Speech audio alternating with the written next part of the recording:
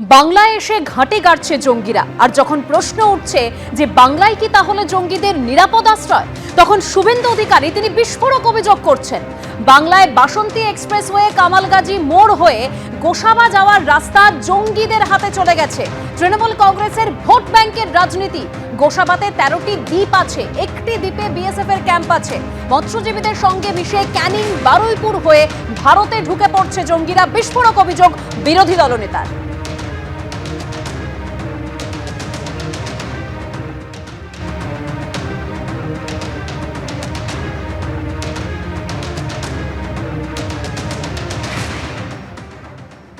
পশ্চিমবঙ্গে বাসন্তী এক্সপ্রেসওয়ে আর কামালগাজীর মোড় থেকে যে রাস্তা গোসাবার ঘাট পর্যন্ত গেছে ক্যানিং হয়ে, এই রাস্তা দুটো জঙ্গিদের হাতে চলে গেছে, কমপ্লিটলি জঙ্গিদের হাতে গেছে due to Trinamool Congress, Mamata Banerjee vote ব্যাংকের রাজনীতি। সবাই গেছে এই দিক দিয়ে।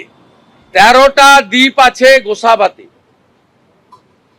একটা দ্বীপে বিএসএফ এর একটা ক্যাম্প আছে, বাকি কোথাও কেউ নেই। ভাষা, পোশাক, খাদ্যাভ্যাস এরা ফিশারম্যানদের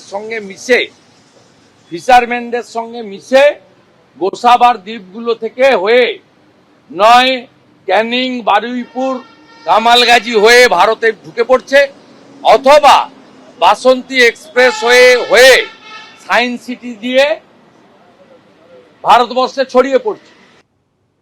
আর শুভেন্দু অধিকারীর পাল্টা কুণাল ঘোষ বলছেন যে জঙ্গিরা কোন রাস্তা দিয়ে ঢুকছেন সেটা জানেন বিরোধী দলনেতা, তাহলে সেন্ট্রাল আইবি কে কেন ইনফর্ম করছেন না? শুনুন কি বলেছেন কুণাল ঘোষ। যদি উনি জঙ্গিদের রুটও জানেন, এটাও তো মারাত্মক নেটওয়ার্ক।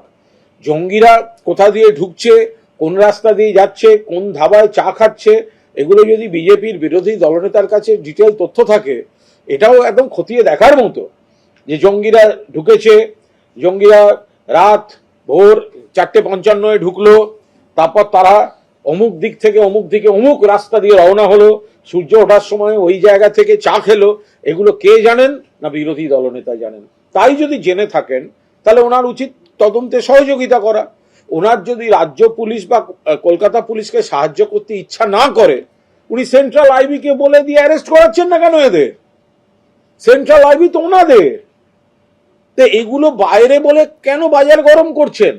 আর ওনাকে তো তার আগে এটা উত্তর দিতে হবে যে ত্রিপুরায়, বাংলাদেশ সীমান্ত দিয়ে ত্রিপুরায় রোহিঙ্গা জঙ্গি ঢুকেছে, ধরা পড়ছে, ওখানে ঘাঁটি গেড়ে বসে আছে, ওখান থেকে ট্রেন ধরে দিল্লি কলকাতা যাচ্ছে।